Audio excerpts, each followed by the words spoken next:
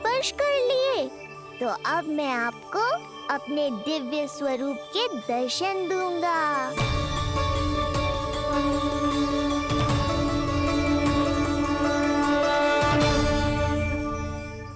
अरे अरे, देख नहीं पाओगे तो मारोगे कैसे?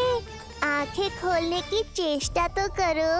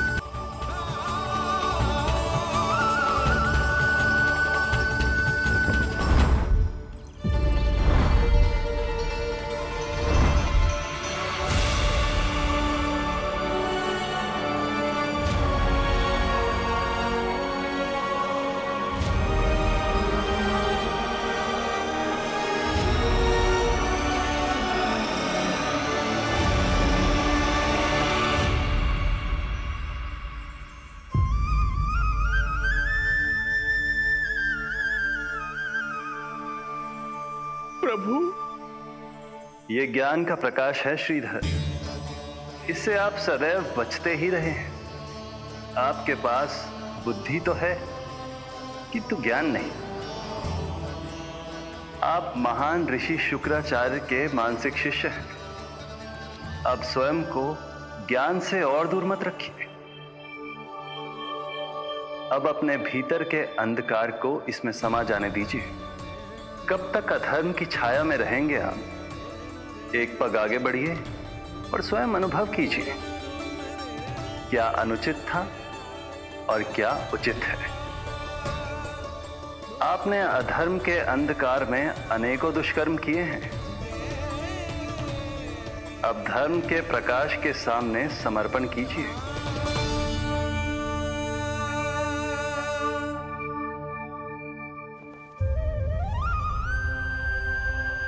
प्रभु, मैं मूर्ख जब से यहां आया हूं, आपके प्राण लेने का प्रयास कर रहा हूं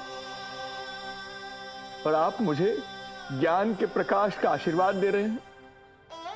आपकी लीला अपरंपार है प्रभु, आपकी लीला अपरंपार। अब आप आत्मज्ञान प्राप्त कर चुके हैं श्रीधर।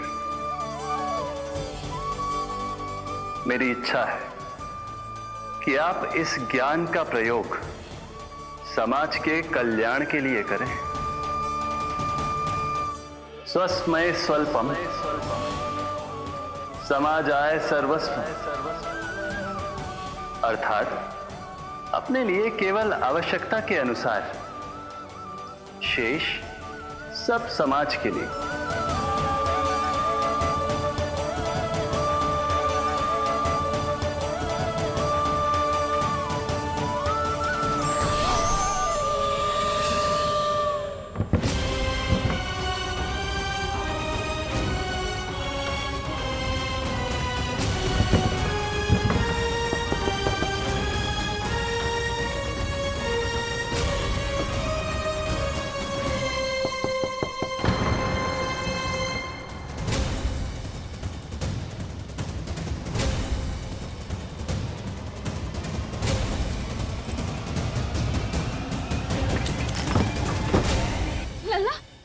रोहिणी जीजी, आपको किसने बंद करो?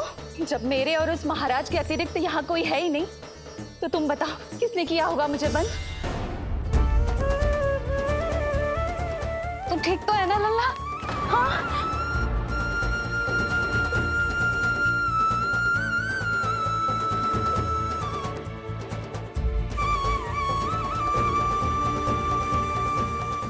आज तक अपने लल्ला को अपने से दूर ना करो मैंने। आज पहली बार आप पर विश्वास करके गोपियों के साथ गई थी।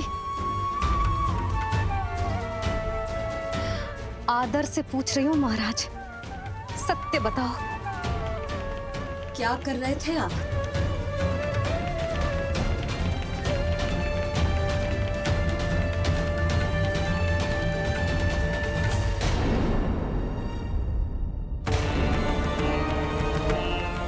आपने सुनी भैया यशोदा ने क्या कही?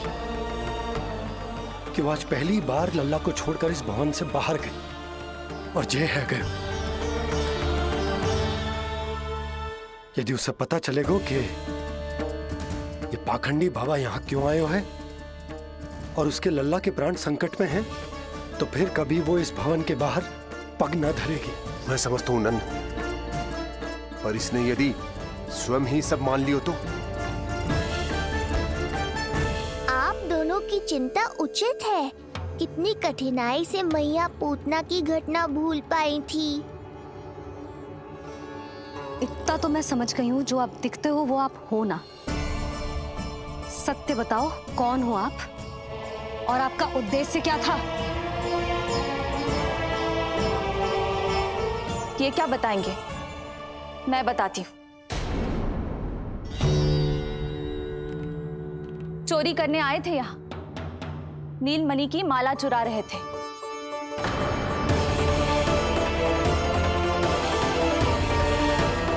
मैंने पकड़ लिया तो बहाना बनाने लगे। अवश्य ही और अधिक मूल्यवान वस्तुएं और आभूषणों को चुराने के लोभ में इन्होंने मुझे भीतर बंद कर दिया और बाहर पूरा भवन उथल पुथल कर दिया। ये सत्य कह रही हैं?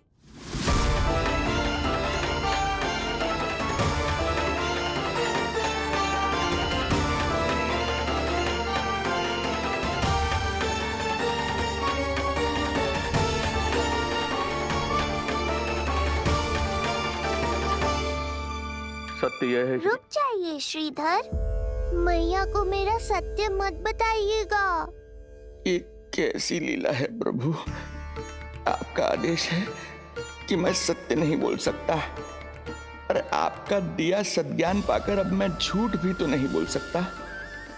मौन धारण करना हो या स्वर उठाना हो, कार्य परिस्थिति के अनुसार ही करना चाहिए। वैसे आप यहाँ चुराने ही तो आए थे मेरे प्राण। मौन क्यों हो गए? बताओ। ये सत्य है, आप चोरी करने आए थे?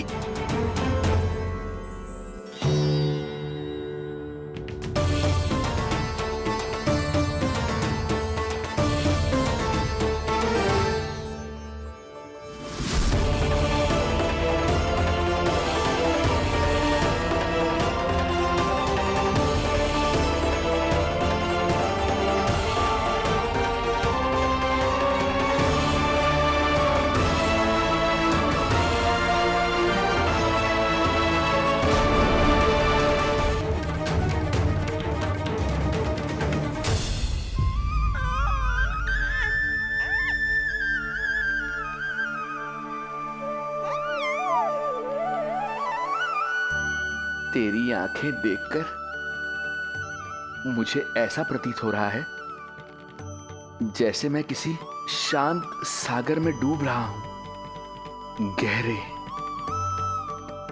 और गहरे।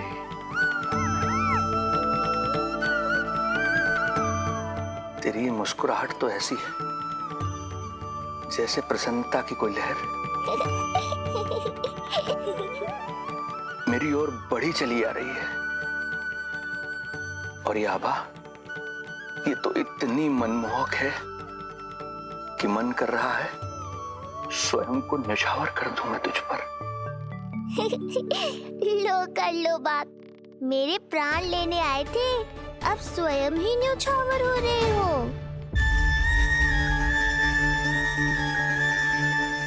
इतनी बड़ी भूल कैसे हो गई मुझसे?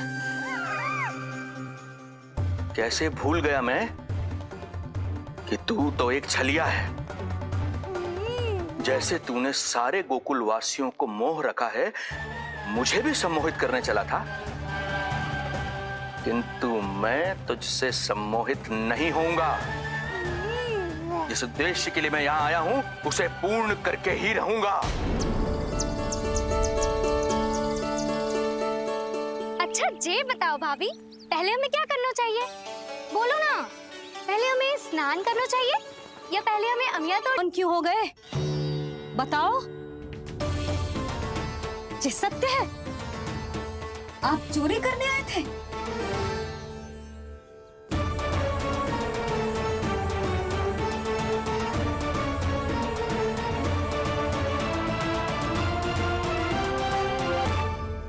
बच गए। बच गए। आप तो मेरे मायके से भी ना आए हो, है ना?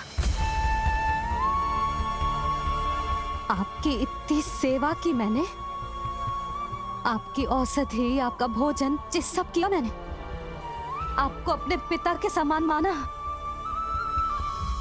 और मेरे स्नेह के बदले जेल लौटाया आपने। आपको तनिक भी लज्जा ना आई? आपने मेरी ममता का उपहास उड़ाया है। एक स्त्री की भावनाओं का अपमान किया है आपने।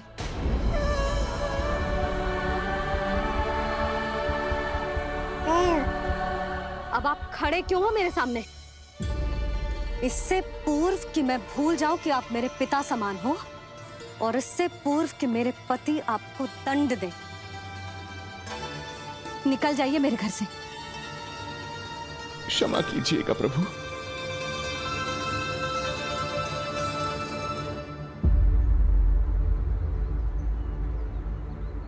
इसे ऐसे तो नहीं जाने दे सकते ना नंद।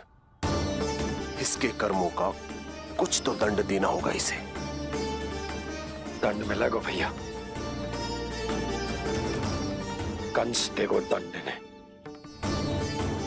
जब ये असफल उसके सामने पहुंचेंगे।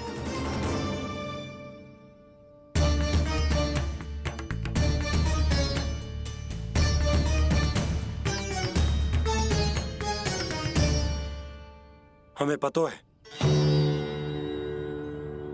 किसने भेजो है तुम्हें। हो सके तो मुझे क्षमा कर दीजिएगा नंदराज।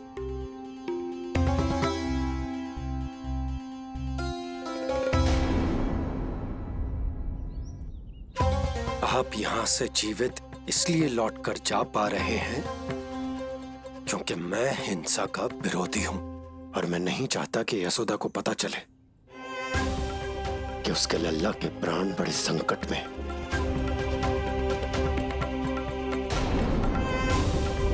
पर अब ध्यान रहे महाराज कि आप लल्ला के तो क्या, गोकुल के भी निकट दिखाई दिए तो मैं वो कर बैठूंगा जो मैंने आज तक ना की हो।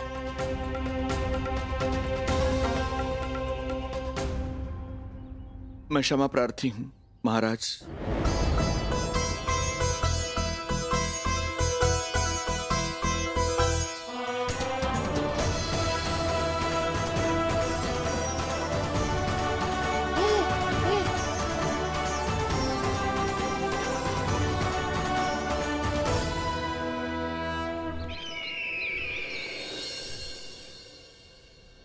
आप मौन क्यों हैं? कुछ कीजिए। ऐसा लग रहा है कि आपका ये अस्त्र भी असफल हो जाएगा। इतने दिन बीत गए हैं, अभी तक लौटा नहीं है, ना ही कोई सूचना भिजवाई है। सूक्ष्म बुद्धि श्रीधर, इसके रक्त में पराजय है ही नहीं, क्योंकि वो शक्ति से नहीं, छल से कार्य करता है। विष्णु जैसे छलिए के लिए सूक्ष्म बुद्धि श्रीधर से अधिक उपयुक्त कोई हो ही नहीं सकता। महाराज,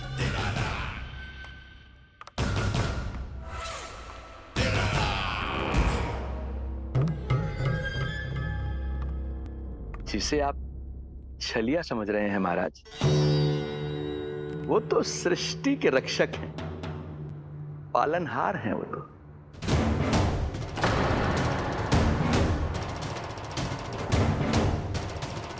मेरी बात मान लीजिए महाराज, उनके प्राण लेने का प्रण त्याग कर अपने मन के अंधकार के प्राण लीजिए, स्वीकार कर लीजिए उनकी कृपा। मस्तिष्क फिर गया है क्या? मस्तिष्क फिर नहीं गया है महाराज, बल्कि जीवन में पहली बार सही कार्य कर रहा है। और उनका सत्य आप भी जितना शीघ्र जान लेंगे उतना ही अच्छा है आपके लिए। कैसा सत्य? यही कि गोकुल में पल रहे उस बालक के रूप में स्वयं विष्णु धरती पर आए हैं।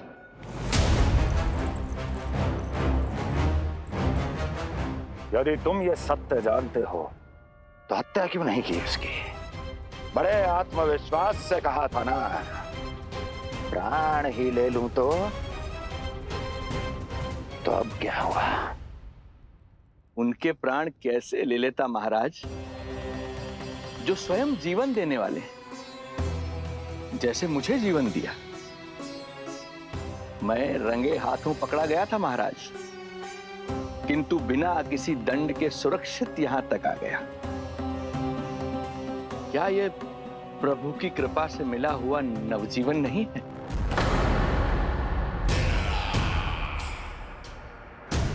ये आपके सामने आपके शत्रु का गुणगान किए जा रहा है और आप अभी भी मौन हैं।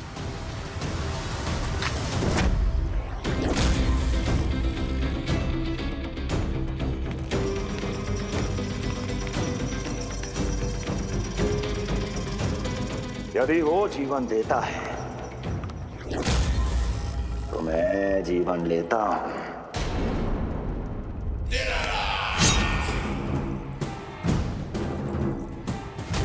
अब तेरा जीवन लूंगा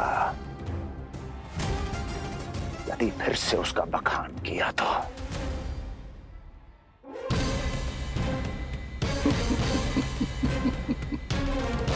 महाराज, आपकी इस तलवार का भय अब मुझे सत्य कहने से नहीं रोक पाएगा।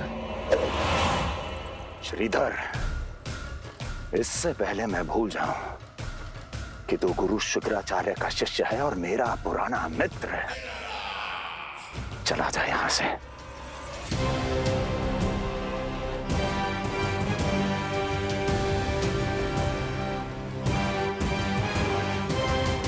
चला जा। ओम नमो भगवते वासुदेवाय। ओम नमो भगवते वासुदेवाय।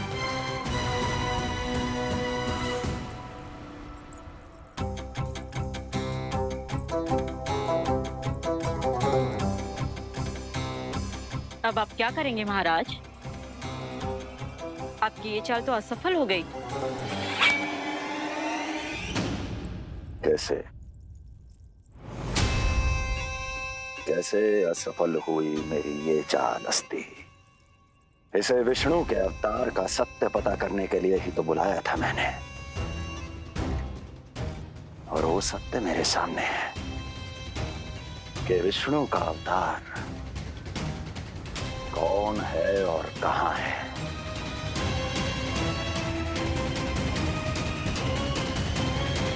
विष्णु विष्णु विष्णु।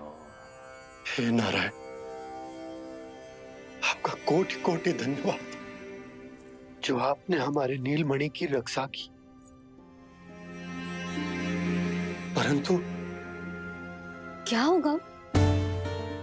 हाँ,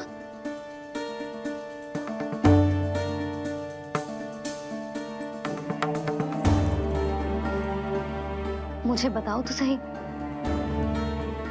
कुछ तो अवश्य है जो आप छुपा रहे हो।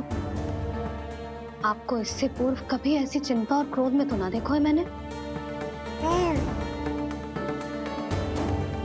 मुझे बताओ तो क्या बात है जो आपको ऐसे भीतर ही भीतर खाए जा रही है? जो भी है मैं संभाल लूंगा। बात को समझो यशोदा, मैं तुम्हें ना बता सकता। आप अपनी पत्नी को भी ना बता सकते? मैं अर्धांगिनी हूँ आपकी, मुझसे तो साझा करो। हो सकता है आपका दुख, चिंता, आपकी पीड़ा बांट पाऊं मैं। बताओ तो क्या हुआ है? सब बात तुम्हें बताऊं जो आवश्यक ना है यशोदा।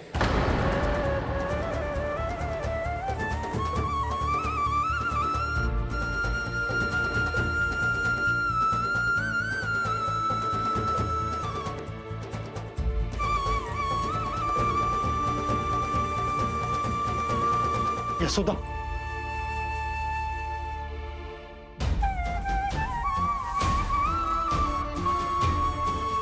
जब पति अपने मन का रहस्य अपनी पत्नी से भी साझा न कर सके तो उनके एक दूसरे से बात करने का लाभ ही क्या?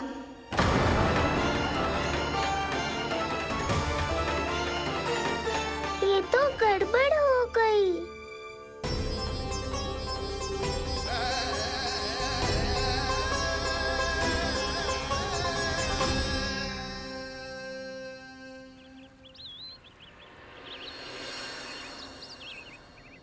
अब जे आएंगे और अपनी मीठी मीठी बातों से मुझे मनाने का प्रयत्न करेंगे।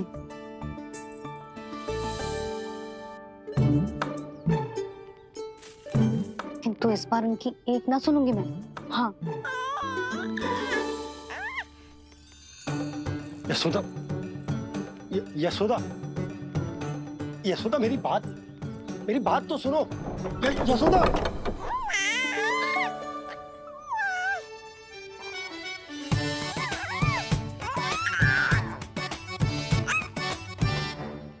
तू क्यों मुस्कुरा रहा है? तेरी मैया को मनाना आता है मुझे, तो बस देख तो जा।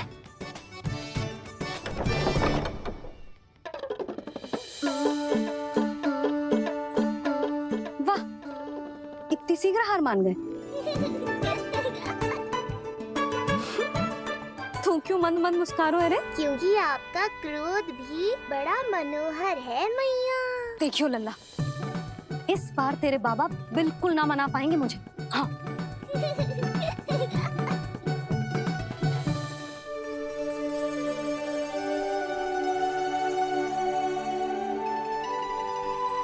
जे मथुरा से लेकर आयो, पहनकर दिखाओ ना।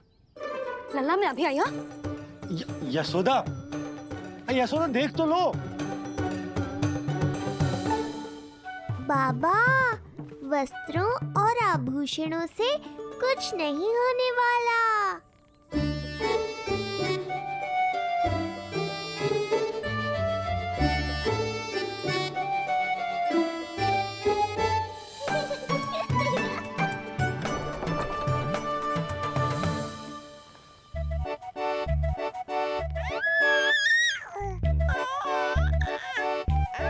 तू क्यों खिलखिला रहा है?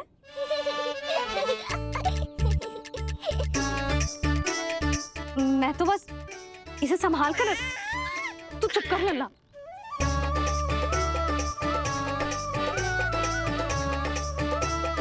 देखा लल्ला, बस तेरी मैया मानने ही वाली।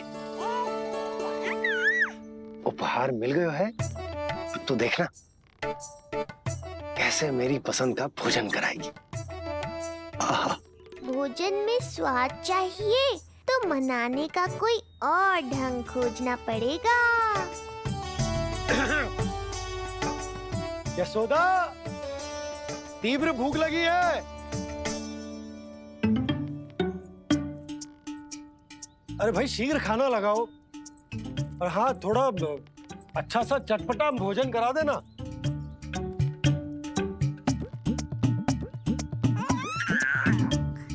अब देखना अच्छे अच्छे पकवान लेकर आएगी।